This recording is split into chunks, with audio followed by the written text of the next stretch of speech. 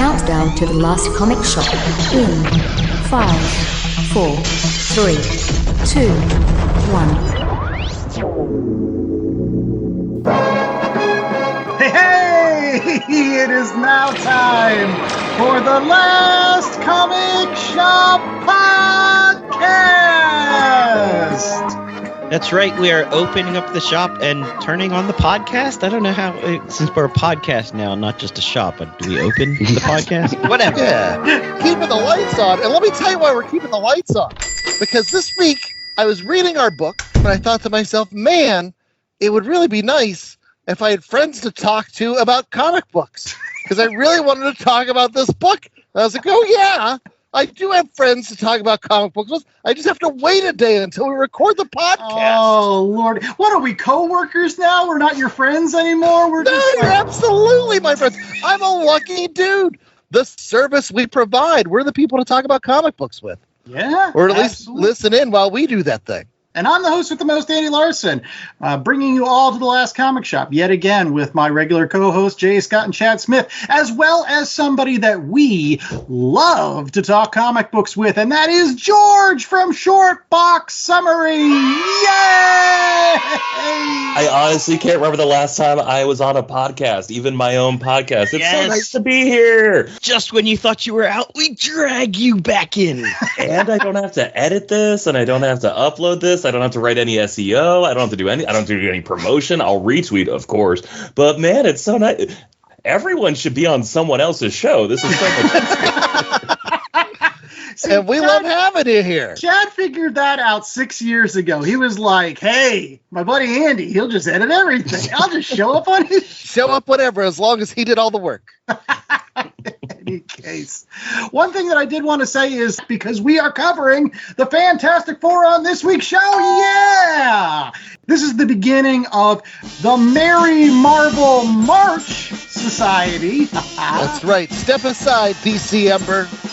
That's true. By the end of this year, I'm going to come up with themes for all of the months. It's just going to be one theme after another. It's going to be like Hallmark. It's going to be fine. I feel like an idiot. I just understood the pun. It'll be 8 more months before you invite me back. I get it because I'm so bad at calendar math, and I'm so sorry. But one thing you're not bad at is talking about comic books, George. And I wanted to start off with the opening salvo with talking about the state of Marvel, right? Like, again, I think we're in a particular period where there's a lot of interesting books coming out of Marvel right now. And I wanted to get everybody's take on that prior to our discussion about the Fantastic Four. So let's go ahead and start off with you, George. You're our guest. What do you think of Marvel nowadays? I am very, very happy with Marvel these days. And I know it's like I record a podcast called Shortbox Summary where all I really do is talk about Marvel from 20 years ago.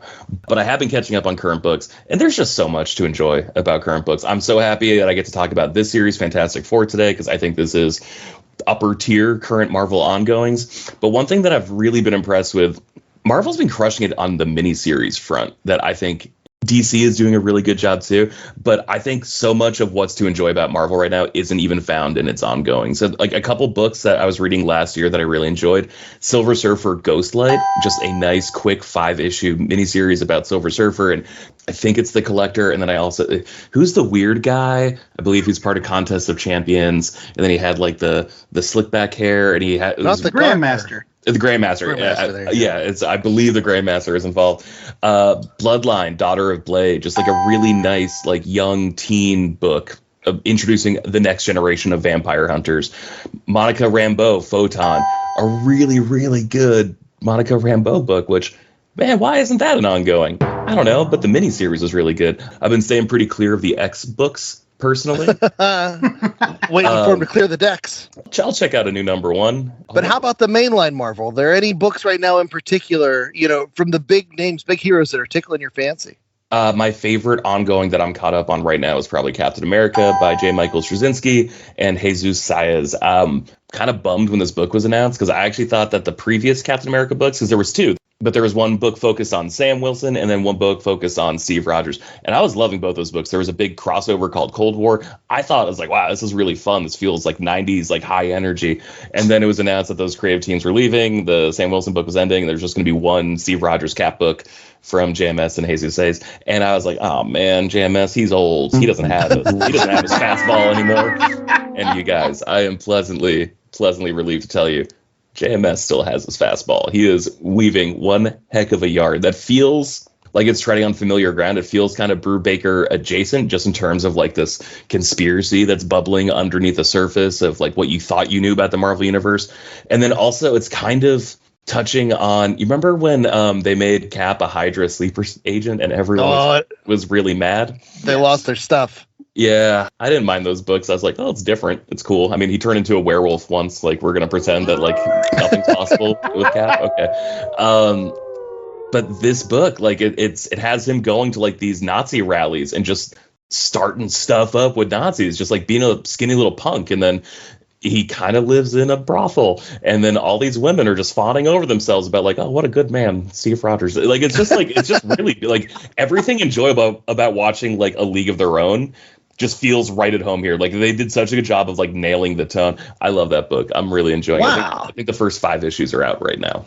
You're gonna have to keep me updated on that, because JMS is a guy where my track record with him is always he starts very strong, and then he goes off the rails at some point. So I'm not shocked to hear that he's got a really good start. I will want that update to know, does he follow through and get you a good complete story in there? Yeah. 2 more books I want to just shout out really quick. Loving I believe it's Benjamin Percy written Ghost Rider book. I've heard great things about that. Never a huge Ghost Rider fan, but this book has its teeth into me. And I believe there's a soft relaunch coming soon. I think it's the same creative team where they're supposed to be introducing a new Ghost Rider. And Moon Knight by Jed MacKay, and then some Italian artist whose name I don't even want to butcher by trying to pronounce it. But so good. Anything Jed MacKay writes really is worth picking up. He might be my new A-lister at Marvel. Heck yeah. And Moon Knight's into like, is it into the 30s yet? It's got to be around there. It was around there, and then I think they just rebooted it with a new Moon Knight at issue 1 called Vengeance of the Moon Knight. Okay. But yeah, that's been like just quietly chugging along as a really great series for the last couple of years. I'm with you on that one too. Well, let's turn it over to you, Chad. What's tickling your fancy over there in Marvel? Oh boy. So I do think this is a very fertile time. There are lots of really great books. There's some books that I'm digging that not everybody else is. I think on a previous show I talked about Guardians of the Galaxy and the Groot Fall storyline, where they think Groot is a bad guy, and then they discover what's going on there, and like it has all the heart of the classic Marvel team books out there. The other one that I was excited to talk about a little bit was just the Ultimate Universe. You've got Jonathan Hickman, who is steering the ship, and the new direction involves the Maker. You know, it's all about the evil Reed there, who has unmade so many of the heroes.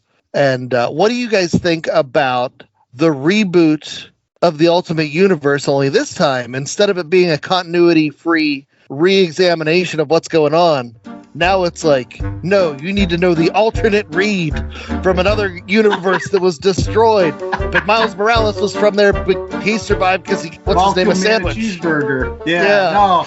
Well, first off, I will say this. Anytime you've got Jonathan Hickman writing Reed Richards in any shape or form, it's going to be golden. I feel like Jonathan Hickman is pretty much pitch perfect when it comes to what makes Reed great. Even more than even the writer we're going to talk about today. Like Ryan North, I will be very honest. I think he nails a lot of the other characters. I'm still a little bit iffy on his Reed, and I think that's really because Jonathan Hickman did Reed so well. Evil Reed, Maker Reed, bad guy Reed, trying to change all the universe and reshuffle the deck and getting rid of all the superheroes. I love it. Like, give me more of that. That's equal and opposite Reed. That's like closer to Dr. Doom Reed, and that's fine with me. And plus, it gives me my Peter Parker with a beard and Mary Jane and kids, and that's what I was going to ask you about. And that was a book that went crazy, like the olden days. It wasn't a book that like speculators were into it for first appearances. Like it just naturally showed up, and like people went mad. It became super collectible. But it's right up your alley, Andy, because it gives you Family Man, Spider-Man. Some people were asking whether I was going over or under, whether or not Jonathan Hickman is going to write 10 issues before there's a fill-in. And I think it's going to happen because I think there's a larger storyline going on here, and he is crafting something that's going to take a little bit of time. I'm good with at least 2 trades out of Jonathan Hickman before maybe somebody steps in. But simply put, everything about this Ultimate Spider-Man universe makes sense to me. I love the fact that Peter Parker's back at the Daily Bugle. He's back as a reporter, which I get it that he's a science guy and some other people played with the science thing, like him being a science teacher or running his own company with Dan Slott. But to me, he's like Clark Kent. He belongs in that newspaper. It allows him to get into situations a lot easier, in terms of oh, there's bad guys. It's because I got to go and report on this or take pictures. It just makes more sense. And to have Ben come back and to have maybe the one that passed away. I think over or under whether Ben's going to survive, guys. I guess that's the big question. Let's start off with J.A. Over or under on that? He's going. Come on. Let's be honest here. How many issues?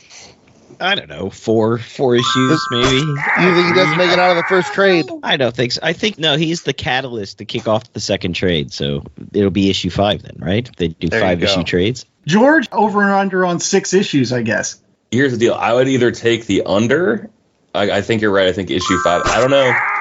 I feel like if he doesn't die by issue 5, he's not going to die, though. It's just got to be different, right? Because it's what would be more different than Uncle Ben not dying?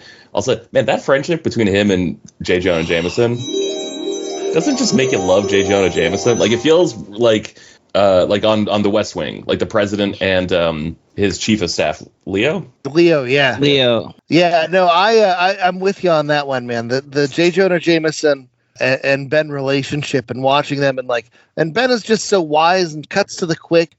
On one hand, I don't know how you can keep that going. I don't know how much wisdom Jonathan Hickman has stored up to let Ben keep conveying. On the other hand, would I love to see him just keep rolling? I would. And so I'm going to take the over. I hope Ben is around for a good long time. I just hope nothing happens to JJJ because he's also probably my favorite character in all the comics, no matter what form. They'd all be played by J.K. Simmons anyway. So, yeah. There was a rumor that it was going to be Maya Rudolph as the J. Jonah Jameson. And man, I think that was a huge missed opportunity by not doing that. I think she would have crushed it. Listen, I love Maya Rudolph. I'm a huge Saturday Night Live fan. But there is no better casting in any movie anywhere than J.K. Simmons as J. Jonah Jameson. Okay. Every universe, Lego universe, J.K. Simmons. Ultimate Universe, MCU, Sony Universe, it's all J.K. Simmons. It's just whether or not he has hair, what his mustache looks like. Sure. Well, before we get to the Fantastic Four book, J.A., your thought now? Poor guy. We've been talking all this stuff about Hickman, and he's just been biting his lip. I'm seeing it start to bleed over there. I don't know. I'm glad Marvel's finally wrapping up, probably 2 years too late, the whole Krakoan age in X-Men. They got so invested in having a big book that everyone's talking about that when Hickman was like, yep, time to go, that's it. They're like, no, let's keep this gravy train going. You can leave. We're going to keep this story going. And it started to wear pretty thin by the end. So I'm glad that they're finally bringing it to a close and we can get rid of the fact that the X-Men can't die and they get reborn with golden balls and all this other stuff. And ready for a reboot of the whole X universe. So interested to see where they go with that. I wouldn't mind a return to some more standalone books where you get some standalone stories that doesn't have to all plug into this massive conspiracy theory. And I'm still holding out for the Hickman-inspired X-Men omnibus that is just the inserts and the typed up pages. Oh, the graphs. X-books. Oh, the graphs. Come on. All the graphs and the reports. I just want an omnibus of reports. I've never had one of those. They never read a one. They already did that when they collected his series, The Nightly News, which that is the comic book. It's just him doing infographics. Yes, see, Well, I have some thoughts on Marvel, but I'm going to save them for recommendations later in the show. We got to get to this review of Fantastic Four. So we'll be right back with more of The Last Comic Shop right after these commercial breaks with Ryan North's Fantastic Four. Yes, I think it's 14 issues we read. Shrugs. We'll be right back with that. Hi, it's Carlo Calantuan, Last Comic Shop podcast listener and comic book tragic here in the Philippines. Mabuhay! When I'm in the US, I'm always on the lookout for a good deal on boards, bags, boxes, and all other manner of comic book related supplies. And that's why I love to go to bcwsupplies.com and use the promo code LCSPOD to get 10% off of all my orders. Not only do I get a discount on everything I buy at BCW, but I'm able to support the podcast when I use LCSPOD at checkout. So if you're in need of comic book supplies, head over to bcwsupplies.com and use the promo code LCSPOD. Oh, and guys, I'm still waiting for that Tressie review. Come on, when is it?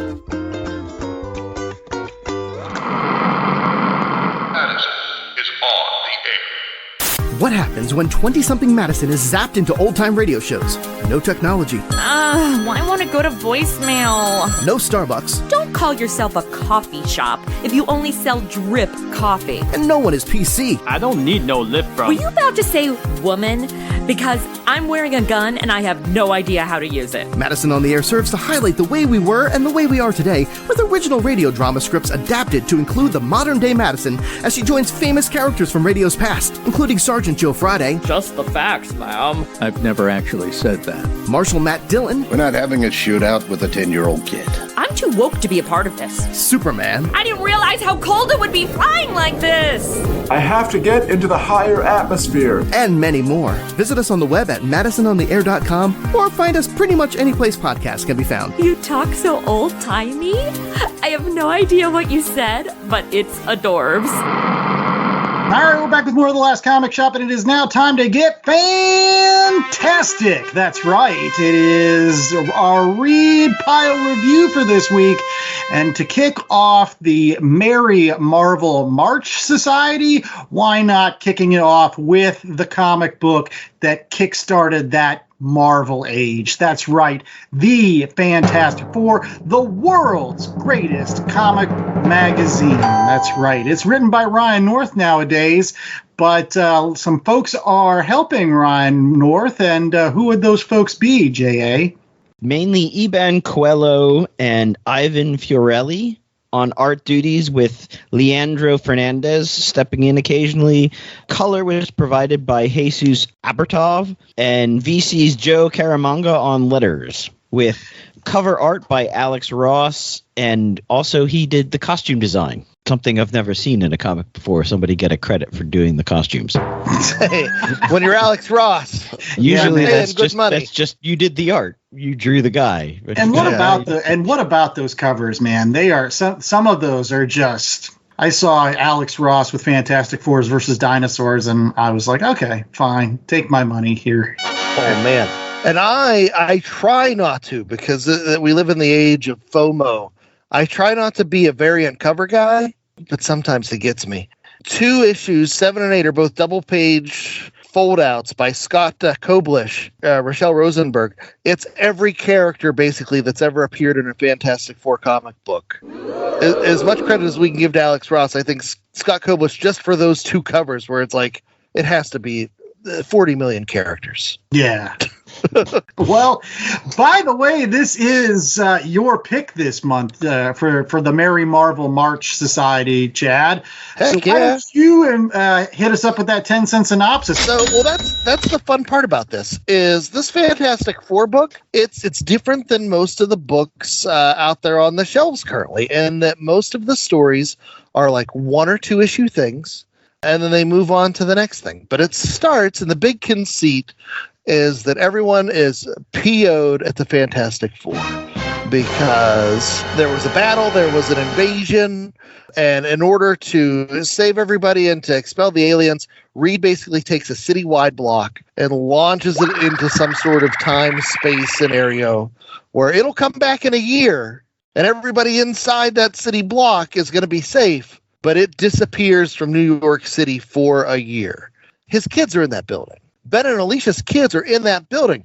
So when that happens, everybody gets pissed at Reed. Everybody gets pissed at the Fantastic Four, including Ben and Alicia, including Johnny Storm. And so when the series starts, everyone has gone their separate ways. Okay? And for the first couple of issues, they're all off on their solo adventures. The first issue is a really cool one. It's like a Twilight Zone-esque, like Groundhog Day story where Ben and Alicia are in a bar where there's a time loop and they have to figure out what's going on. And the second issue is Reed and Sue, and they go to a town. The town is filled with Doombots. You get Johnny Storm busting up a bad boss, which Johnny Storm, by the way, in this series gets a terrible new mustache. Absolutely terrible. I loved the handlebar. Looks pretty good. Yeah. That was pitch perfect Johnny Storm right there. But yeah, and so eventually the Fantastic Four get back together. The Thing realizes that Reed made that choice because it was the only choice to be made. And they make amends. And they're going to spend some time at Aunt Petunia's to clear their heads. And along the way, there's this guy called Nicholas Scratch who comes in and he's like, I've got this nefarious magic scheme. And he magics the Fantastic Four into this fourth dimension that has mirror molecules. And oh no, we need to figure out what to do. We need to solve this problem. And so how do they solve the problem? Johnny has a bright idea.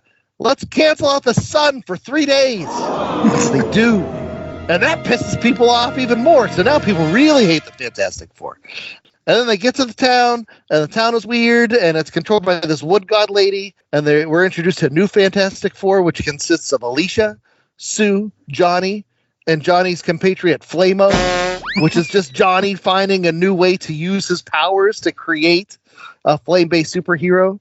And I should mention, throughout the course of this book, you're seeing the Fantastic Four stretch how they use their powers in new and unique ways all the time. Issue 10 is a weird sci-fi story. That was one of the best that was the second best one. Second best one? Yeah, the Doctor Doom one was by far the best. I don't know. I think we're going to have an argument here. Yeah, all right. Well, we'll get back. So we'll just say that's the sci-fi story on a ship that's stuck in a time warp and the Fantastic Four trying to help. It just doesn't seem that way. And then there's another guy who's trying to rob the Fantastic Four, so he traps them all in these illusions. But Ben figures it out with the help of his little dog. That's actually the best one, by the way. So there you go. I couldn't help thinking when I was reading that dog, oh, he's a nifty man. And that's not just some guy. That's Miracle Man. It's Mr. Miracle, not Miracle Man. He's from issue 3 of the Fantastic. He was one of the first baddies, even before Doom. Come on. Jonathan Ayer, Mr. Miracle. Wait, Marvel has a Mr. Miracle too? Come on. The best issues are issues 12 and 13. A Secret Wars style incursion where their planets are melding with another planet. But it turns out that planet, everybody's dinosaurs. Doom and Dino Doom decide they're going to team up and they're going to merge both universes and roll them at the same time. So there's a bunch of different one-and-done stories in here. I've talked a lot. Somebody else. I'm glad we all cleared out and just let Chad cook. That was like the flu game. Just watching Chad be on his own for 38 beautiful minutes, which is the same amount of points Michael Jordan had in the flu game. Thank you, sir. Beautiful, Thank you. Chad. Yeah, but you're right. There's like so many little tiny stories going on in these issues. Some of which work, some of them don't. I think that's going to start where my initial thoughts is as some people may or may not know, I'm a massive fan of the Fantastic Four. I've read them tons. I think I was one of the few people that was reading that Tom DeFalco run in the 8 with the boob outfit and all that you stuff. You just read it for the window. No, I didn't. For the articles. I was actually enjoying that at the time, slightly. I mean, Thing had to wear a mask because Wolverine cut up his face. It was super weird stuff. That made sense. Here I am. Every single time there's a reboot of the Fantastic Four, I jump on because I'm like, okay, what are they going to do with the Fantastic Four next? And I'm of two minds of this particular run. The main reason I love this run, unlike some other writers, the Fantastic Four aren't, I would say, superheroes in this, right? They're investigators, they're scientists. They pretty much go to kind of weird phenomenon, alien races. They kind of explore and say what's going on here? Can we figure out this?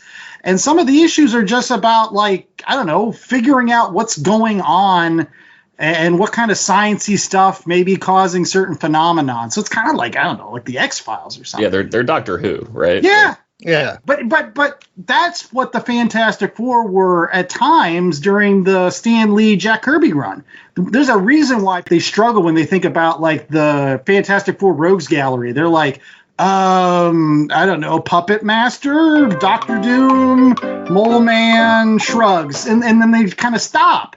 It's because, like, really, some of the issues were like the Infant Terrible, where like this super powerful alien comes down to Earth, and the Fantastic Four are like, why the heck does he keep on destroying everything? That's because he's a kid, and so they're waiting for his parents to come back. But that's a classic Jack Kirby, Stan Lee Fantastic Four story, and you get the same thing here with Ryan North. It's you go to a town and it's filled with Doombots. It's not about battling the Doombots; it's figuring out why the hell are they there. And so with that in mind, it does become kind of a hit or miss thing. I could care less about the molecule stuff. And that Johnny Storm issue with the boss, I was just like, I don't know about this. But then you hit some gems and it makes up for it. You're in this formula where not all the stories hit, but I kind of like the theme. Like I kind of like the idea of just like throwing things out there and seeing what sticks. I love the theme. I mean, especially coming off of X-Men, where everything had to connect to this grand scheme and everything was related to the whole idea of Krakoa that Hickman had set up. And it started to feel suffocating. And I'm sure it was for some of the writers at the end, too, having to sort of be stuck within this story arc. And Ryan North able to break away completely from that, even pulling him out of New York, I think is a genius move too. So you get a bit of, the flyover states of America type thing and the small town, and does have a bit of David Carradine's Kung Fu or, those X-Files where you get a monster of the week or a mystery of the week type thing. And I loved it. I loved that.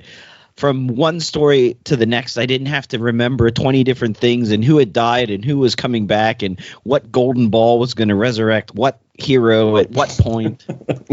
Man, you're really pissed about those balls. What did you think, George? I really liked it. I was a huge Fantastic Four fan because of the Hickman run. That was the first time it really clicked for me. When I first started reading the comics, it was the end of the Wade era, and then it was like right when Mike McKone and J. Michael Straczynski took over, and they were only there like really through Civil War. After that, I think it was Dwayne McDuffie and Paul Pelletier, and then after that, it was like Mark Millar and Brian Hitch. So like I was pretty used to like flux in my Fantastic Four teams. Like it really felt like everyone stuck around for like around a year, just based on when I started reading in high school.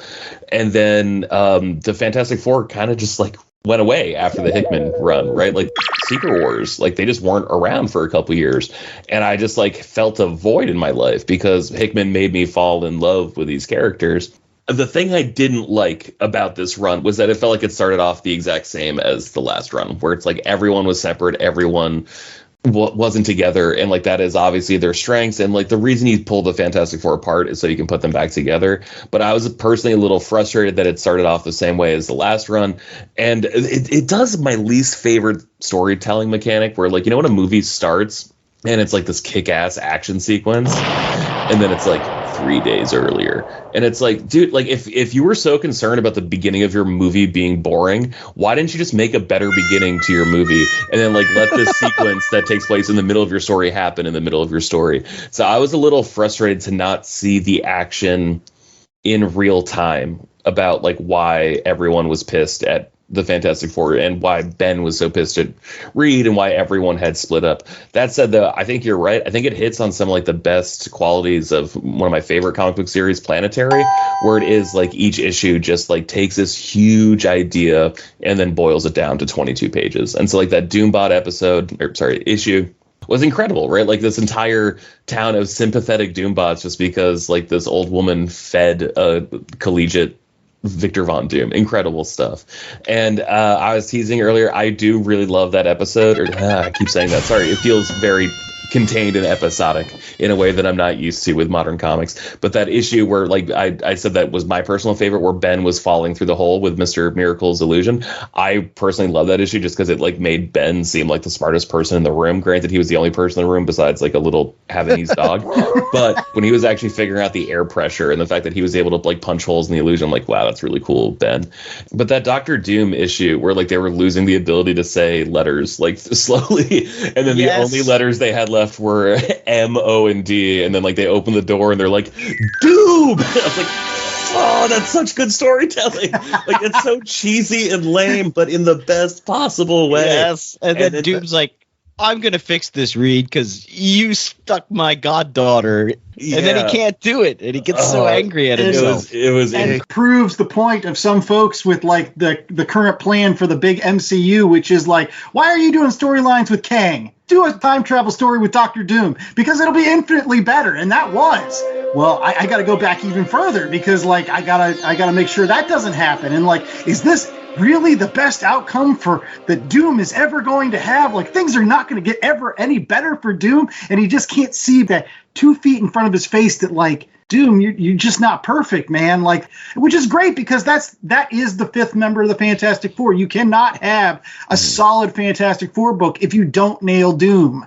And I think Ryan North nailed Doom. Chad. Yeah, no, I love this. This book does something for me that a lot of other modern comics aren't, and that each issue, you're getting the Fantastic Four and their dynamic. Each issue usually has some kind of, like, science-y theme where, like, I feel like I'm kind of almost learning something. See the Thing explore, his pilot skills to help solve a problem. He's sciencing. You see Johnny Storm coming up with science-based solutions. These are science adventure stories, and they're not belabored. We mentioned how, he borrows the plot of Secret Wars, and it's done in 2 issues.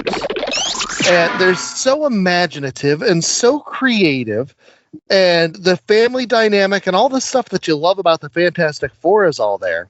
There's no other comic book out there right now that I think is doing it this way. And, we just talked about Superman a couple of shows back, and how Superman is doing that thing where they are writing stories that are accessible for everybody. I think Fantastic Four is harkening back to a similar age of comics, similar to the Stan and Jack era. You wouldn't get long belabored story arcs, but you would get idea after idea after idea just thrown at you. You're there for an issue, and then you're done. And then the next crazy idea happens, and you're there for an issue or 2, and then you're done.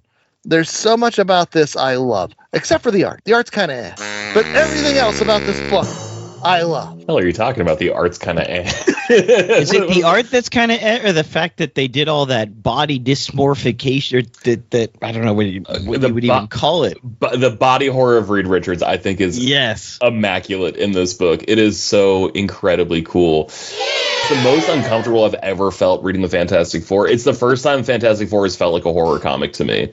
It's just like seeing everything he does. There's one issue where he's, like, examining the Doombots, where he, like, sucks his eyeballs out of his head and then projects them through his fingers so he can get a closer look at the Doombot. There's one issue where he actually just, like, telescopes his eye out of his, like, orbital bone and then just, like, examines the algae in the water just to see if it's there. There's so much weird stuff this dude does with his body that I feel like I've never seen before. In the issue where we find out what happened to the building and what happened to their kids, there's dozens of hands protruding from his body so he can work faster, trying to like hammer out the calculations. Like Doctor Strange style. You see him projecting out of everything. It's disgusting and wonderful and weird. And like it should be there, where like there's the hominess to this book that I really love, like the element of family. Alicia and Thing, perfect couple. Sue is just like such an amazing partner. Reed, you can tell he's like a caring dad. I think one really interesting element, though, you're right, like Andy, when you were saying that like Reed is like a little underdeveloped as far as like the other characters go, but like I almost wonder if that is just to be like Reed can't define himself as much as everyone else can define Reed's place in their life, right? Like, it was when Alicia and Thing realized that Reed was hurting too, right? When they were stuck in the weird alien testicles, right? Like, let's call them what they were. And they were in those like little testy pods, and they were amplifying the trauma so that they could steal their genetic information, so this little alien parasite could rebuild itself, and then amplified everything, including just like the emotions that Reed was feeling from their traumatic experience. And it's like, that is how Reed's defined. It's like a cold, distant father that you don't understand. But like, the reality is that like, if this person is this smart and this logical and seemingly detached, like, he would be hard to understand. So the fact that everyone else can define his place in their life, and like, that's the portrait we're getting of Reed Richards, I don't have a problem with that. Like, I think it's really sweet. I do think that there's probably going to be, because we haven't gotten like one Reed Richards solo issue yet, right? Like, we've gotten Sue independent of Reed, we've gotten Sue with Reed, we've gotten Sue with Johnny even, but we haven't had Reed independent. Right. But I will say that there was so much Hickman that was just Reed, right? Like the Council of Infinite Reeds. I mean, gosh, you had whole issues with just how many Reeds can you stack on one page. So, like, I'm okay with taking a break from Reed a little bit, having him in the background. I think from the body morphication of Reed, the most disturbing thing for me was he didn't look old at times. I'm like, I miss the beard. I really do. I think after they introduced the beard on Reed Richards, I'm like, no, like, he's a bearded character now. Like, that makes him look fatherly, and, you know, that ages him up. And I'm sorry, that's just the way he looks now. No, Steve Rogers needs a beard. Ultimate Peter Everyone Parker, needs love a beard. him. They should all have beards, David. The matching scruff. But no, we jumped off the point. You were talking about Reed and how attached Reed is, and Council Reed. They do bring up Raul Reed and his tacos on one issue later on. But speaking of things that are detached, because we initially started talking about the art, Thing does not have a neck, and it drives me crazy. No, they made a joke about that. I know. It's one of the issues. It's on purpose, but it drives me crazy. I don't understand. It's just floating there. But I will say this, like, the nice thing about this series, to George's point about like the weird looking Reed Richards, and like there's an issue in space where Sue Storm slowly appears, and you see her brain first, and then her eyes, and like her muscles, and she Dr. Manhattan's, super creepy. It kind of plays into something that was brought up during the Immortal Hulk run by Al Ewing, which they kept on talking about how the Fantastic Four were always closer to the Hulk than they were the Avengers. Why? Because they're monsters too. Sure, they may look more human than some of the other monsters, but definitely Thing's a monster. The other guy's in fire. The other person can turn invisible, and the other guy can now, I don't know, put his eyeballs through his fingers. Like, they're monsters. That's why they're figuring out monster problems, because, you know, in essence, that's what they are. And I think that's great. And it wasn't just that they're monsters. I do like that Ryan North has been playing with their powers a bit. And I think he kind of took this from the X-Men, where they're combining, seeing what Sue and Johnny could do together, twisting it a bit, and let's look at how we can do their powers differently. Like when Sue Storm pretended she was burnt, but they explained how she did it, how she changed the molecules and made her skin partially transparent so you could see her muscles, but then made them darker so they looked like they were burnt. And I was like, that's kind of disgusting but cool at the same time. Yeah. So I really got into that. I like they isn't just taking, you know, the Fantastic Four as we've always known them, but saying, well, what could you do if you actually thought about what these powers actually are? Yeah, you wouldn't make flame cages all the time. Do something else. Make a hotter fire and call it Nova Flame. Let's just... I did like Flamo. I loved in that issue then when there were the Fantastic Four was Johnny Storm and 3 Flamos. Yeah, he knew there was 4. He just didn't know who the other ones were. They had to be Flamos. All right. Well, we've got our Fantastic Four coming back with more Last Comic Shop right after these commercial breaks. We'll be back with ratings as well as quick recommendations to wrap up the first week of the Merry Marvel March Society. Stay tuned.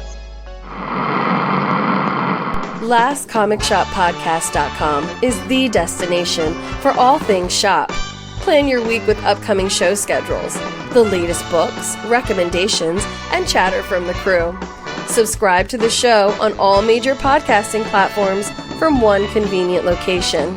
Show your support and browse the merch store. T-shirts, tanks, hoodies for the fam, coffee mugs, magnets, totes, and more. Check out exclusive content through the show's YouTube channel and follow the pod on Instagram, Blue Sky, Threads, and others. All this and so much more at www.lastcomicshoppodcast.com. www.lastcomicshoppodcast.com. Hey everybody, this is Nerd Bomber here, one of the co-hosts of the Online Warriors podcast. Our weekly podcast started as a way for three friends to keep in touch and discuss their passion for movies, gaming, technology, and entertainment. And since then, we've grown into a fantastic online community. Every Wednesday, we release a new episode discussing the latest nerdy news, and then we go hands-on with our weekly adventures and a fun trivia show. Sound interesting? Check us out on every podcast platform, including Spotify and Apple Podcasts, or hit us up at onlinewarriorspodcast.com. All right, we're back with more of The Last Comic Shop, and it is now time for ratings, where we don't need Herbie the Robot to give us a 1 out of 4 scale. We've got J. Scott.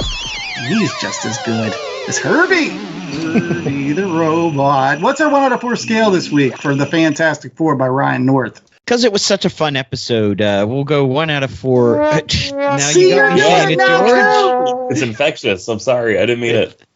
1 out of 4 Doombots for that Doombot issue.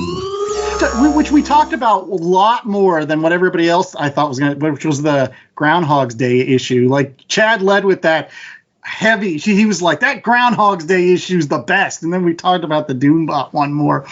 But I'm going to go first. I'm going to give this a solid 3. I can't give it a 4 because I think for me personally, that is reserved for certain Fantastic Four runs. They basically run their course, and I know how great they are, right? That's Stan Lee and Jack Kirby. That's the Jonathan Hickman run leading up to Secret Wars. That's John Byrne's run on Fantastic Four, which I think is actually kind of more like a 3.75 than a 4, but still, that's super good. This is still too early.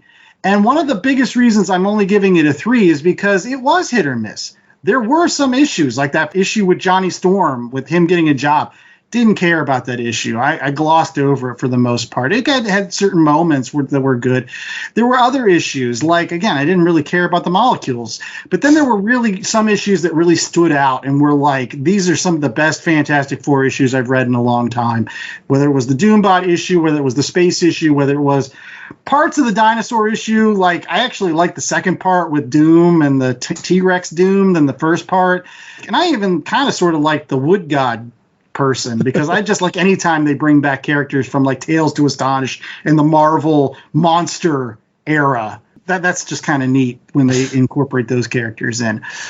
If something's hit or miss, right, it can't be great. It can't be a 4. Like, it has to be good. And so, like, I'm excited to see what Ryan North continues to do with the Fantastic Four. I hope this trend of just writing individual issues continues, because I think it's working for this book, and it harkens back to the really good days of the Fantastic Four. So, yeah, you should pick it up and read it. It's good. 3 Doombots. J.A. I'm giving it 3.5 Doombots. I really enjoyed it. I liked that it was a bit more episodic from issue to issue. And good word. Yeah. Thank you, George. I thought you'd like that. I appreciated what Ryan North was trying to do, stretching the characters, sometimes literally, not just figuratively. And also, you didn't know what you were getting from issue to issue. I liked that it was you didn't know if you were getting a fastball or a changeup. It was fresh going in, and I haven't had that from Marvel, and it might be because I've been reading all of this X-Men. Am I burned out on that a little bit by now? Yes. So it was a nice change of pace. A superhero team that admittedly I don't probably read enough of and haven't been, because it's sometimes hard to get into or care about. So, yeah, I really enjoyed this. I'm glad that, Chad, you recommended it. All right. Well, Chad, you're up next. What is your rating? So I'm going to bump it up a little higher just because this is what I want out of comic books. I can pick up an issue, I can read a story, and it's filled not only just with incredible imagination. You know, you have those science elements, you have the teamwork, you have the family elements, you have the heart. You have the hope in these stories, and like oh my goodness, comparing this to however many grim and gritty books and like explorations of darkness. No, there's an issue with dinosaurs. There's an issue in a starship. There's an issue in a small town. Like Jay alluded to, you're going from place to place to place, and you never know where you're going to go next. And, it's not mapped out. And every issue, I think, is a thoughtful exploration of something. And do some swings connect more than others? Sure. I'm with you, Andy. I thought the first 2 issues were really solid, and then the Johnny Storm issue was and then you get to the issue where you find out what really happened, like, oh, okay, and then there's that issue where it slows down a little bit and speeds up.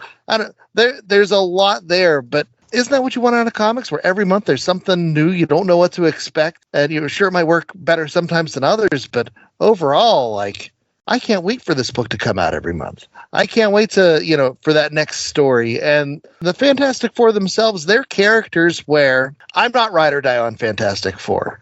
There are runs that I really enjoy, the Stan and Jack, the Walt Simonson, the Hickman run, Fraction, and All Red on the Future Foundation was really fun. But the Fantastic Four always lose me eventually. As long as Ryan North is writing this book, I'm in. It's so thoughtful each time out. My biggest gripe, like I said, it's the art doesn't do it for me. Could I think of an artist that would be more conducive than Iban Coello? Nothing springs to mind, so I feel bad being like, oh, there should be somebody better. Who do you want? Like, I don't know. But like, the storytelling is great. There's just something about the finish where, like, maybe it's something where, 5 issues down the road, it's finally going to connect with me. But I just feel like, as great as the writing and imaginative as the storytelling is, there's something about the art that isn't there yet. So it's a 3.75. Okay. George, wrap us up. I give it a 3. I don't mean that pejoratively. Like, I'm with you, Andy, where, like, I feel like there's runs above this where I can picture someone reading this book, and, like, I'm reading this book, and all I can think about is, like, man, I should really reread that Hickman run. I should really go back. I've never finished the John Byrne run. I should probably go back and get back to the trial of Reed Richards, see what's going on there. I think it's a really, really good starter for the series. Like, I think it's a great first Fantastic Four book, but I'm not sure it's hitting what I feel like are the heights of Fantastic Four. And I say that with the utmost respect for this book. I think this book is great. It has risen to the top of my pull list every month. I am in for the ride because, like you said, this is just such an enjoyable way to explore the Marvel Universe. I think what's most interesting is, like, it times reads like an all ages book, right? Like, one of the first Fantastic Four books I remember reading was a Marvel Age book I must have been like 13 or 14. And I was just, like, going to the store and just grabbing every issue number 1, thinking I would be less confused and not understanding the difference between, like, different imprints at Marvel. And I grabbed one where it was just Fantastic Four, Black Panther number 1, without realizing that was an all ages book where it's like them fighting Claw. And I was like, man, this book is awesome. Like, this is just nothing but, like, gas. Like, everyone's bright and colorful. Everyone's in, like, a good mood, and it put me in a good mood. And this book puts me in a good mood, while it also follows the Marvel trend of every book slowly becoming a horror comic at Marvel at the same time. Like, I gotta be honest, spoilers for Captain America, dude's fighting a demon the entire time, and it's like a literal demon from hell. It's like, it's not really Cap's repertoire, which is interesting. So I'm into it, but also, like, Immortal Hulk was kind of a Ghost Rider comic in a Hulk shell, right? Like, let's be, like, a little honest. But, like, this one is at least, like, sci-fi interesting. It's got, like I said earlier, shades of Doctor Who, shades of Planetary from Warren Ellis and John Cassaday. So I'm in for this book, but I also think that, like, this is a great intro and not upper echelon Fantastic Four yet, but I'm thrilled with it so far. Room to grow. There you go.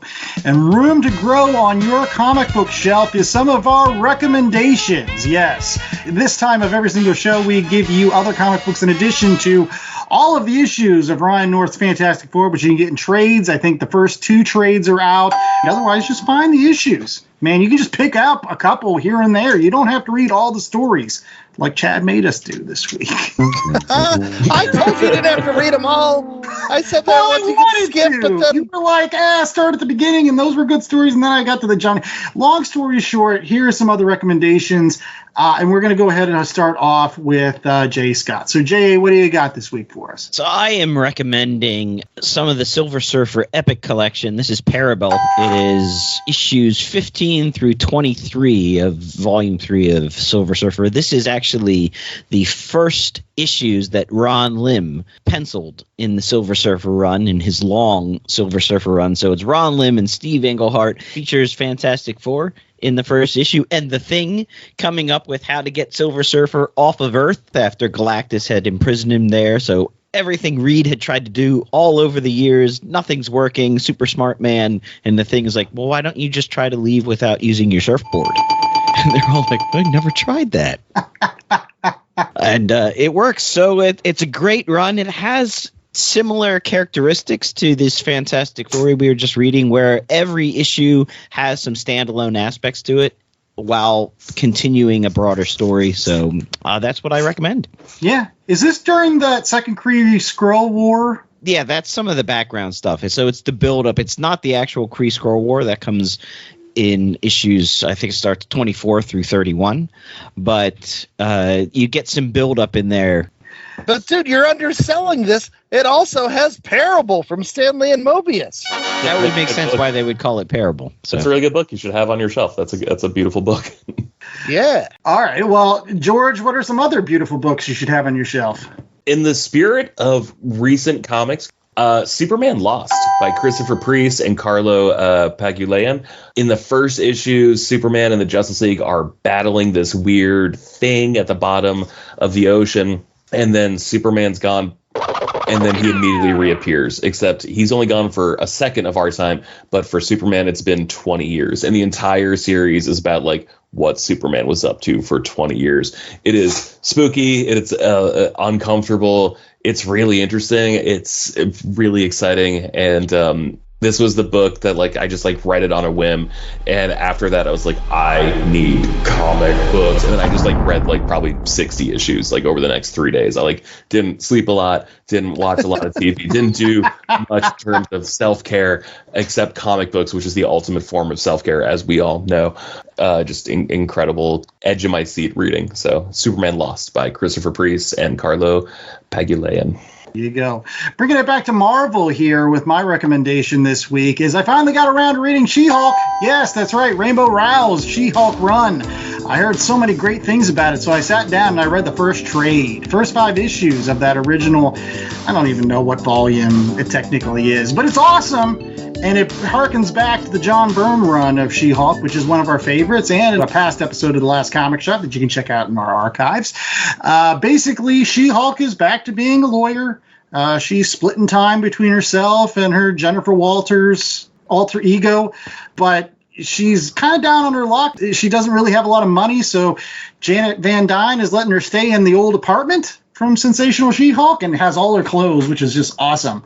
But it really starts hitting its stride at about issue 2 or 3, where they introduce Jack of Hearts, who becomes like her himbo, just kind of hanging out. And like Jack of Hearts originally was like a very tragic character. He couldn't eat or drink, and he was always radiating radiation, and it just was weird. And now he can eat pizza, and like he's more of a human being. He's kind of lost some of his powers, so he just kind of hangs out with She-Hulk, trying to be like, hey, what do normal people do, She-Hulk? And she's kind of taking him under his wing in that regard.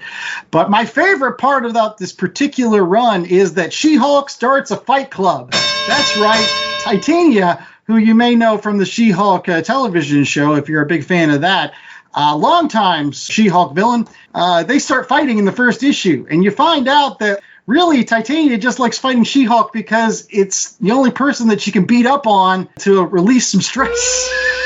So they decide, like, hey, Titania, you don't have to rob banks. We could just fight in the parking lot if you want to. And so they start doing that. They just start beating each other up. Volcana shows up, and then Ben Grimm's like, why didn't you invite me to the fight club? And so I feel like this is going to be a thing. And so it's really a lot of great fun issues. So like I said about Philip Kennedy Johnson's Incredible Hulk series, which is going on right now, which is really good. And the reason why that's good is because it brings back the Hulk to his roots. This series brings She-Hulk back to her roots. A really great version of the character, which you can really pull for, and is funny. So, one thing on that. What's the first rule of She-Hulk Fight Club? You don't tell Ben Grimm about it, evidently. Oh, man, he's so going to be PO'd. He was so mad. He's like, well, I could fight. Any case, Chad, what's your recommendation? Wrap us up. Oh, boy. So this is a tough call for me this week because I am an unabashed Ryan North fan, and I was thinking we started by talking about, the state of Marvel, and I actually discovered Marvel in one of my, last great time periods in 2015 when Ryan North was doing Squirrel Girl, Chip Zdarsky was doing Howard the Duck. There was that awesome Power Man and Iron Fist series, and Secret Wars was going on. You had all that stuff happening and all that great creative energy there. But my actual recommendation is going to be the team from Squirrel Girl. It was Ryan North and Erica Henderson from the first part of the Squirrel Girl run. They actually released an original graphic novel last year called Danger and Other Unknown Risks. It's a post-apocalyptic thing where on the Y2K, instead of the Y2K bug, technology wiping everybody out, magic does that thing. And it's aimed at teens. It gets a little bit dark sometimes, so I wouldn't dip much younger than that. If you have a couple hours to kill, or if you have teens in your life that you want to get hooked in, that appreciate things that are a little bit weird and off-kilter, I understand that Ryan North stuff isn't for everybody. But if it's for you, then you definitely owe it to yourself to seek out Danger and Other Unknown Risks, because it's tons of fun stuff.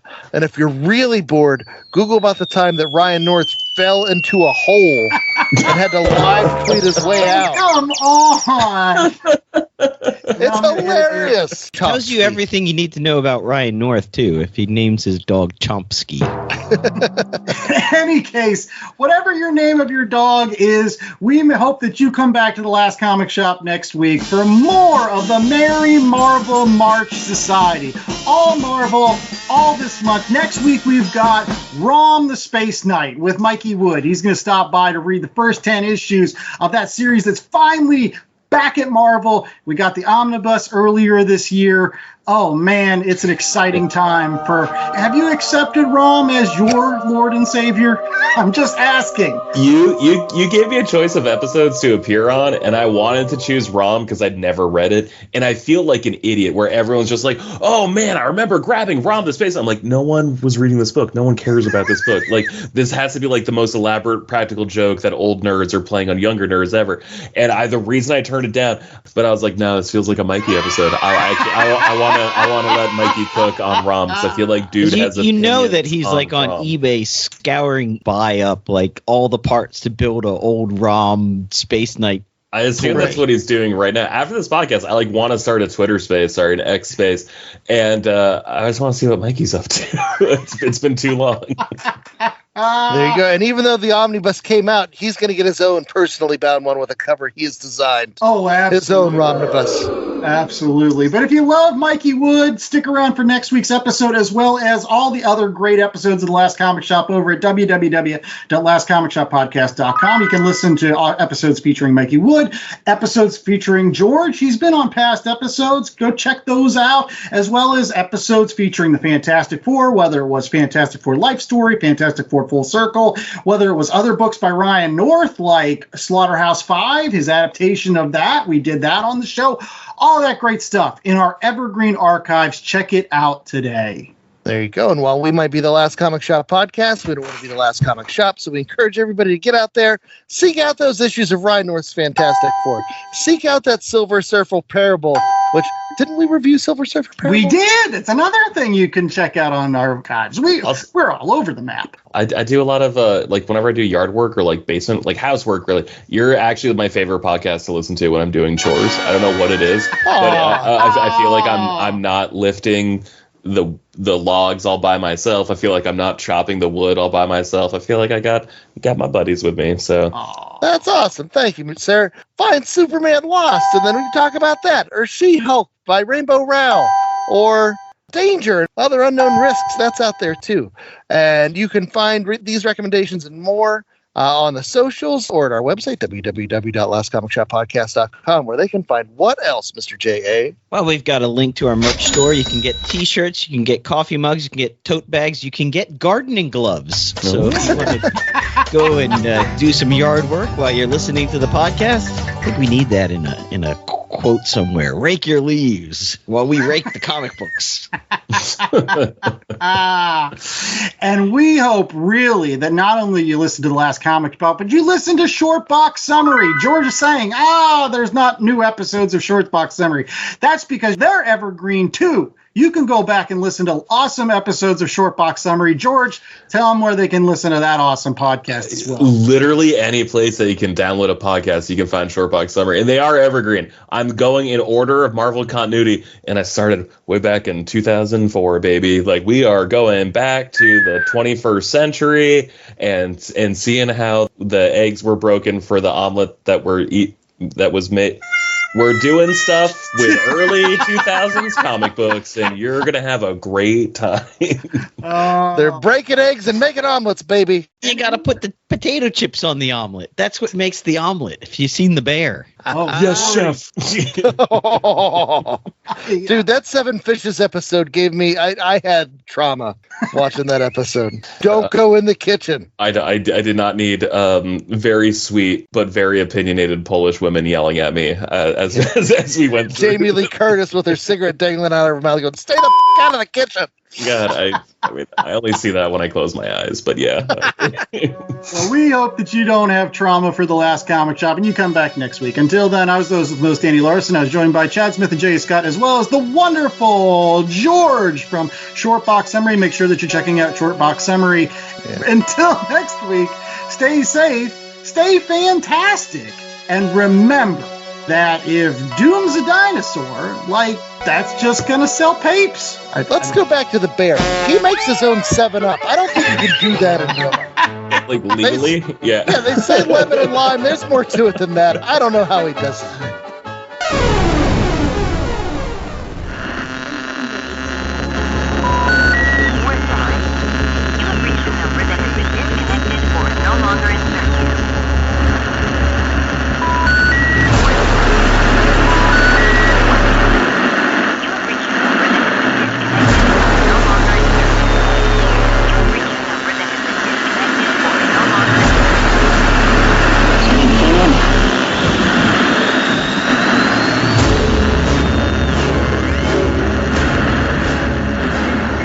The Last Comic Shop podcast was a 2024 Black Angus production.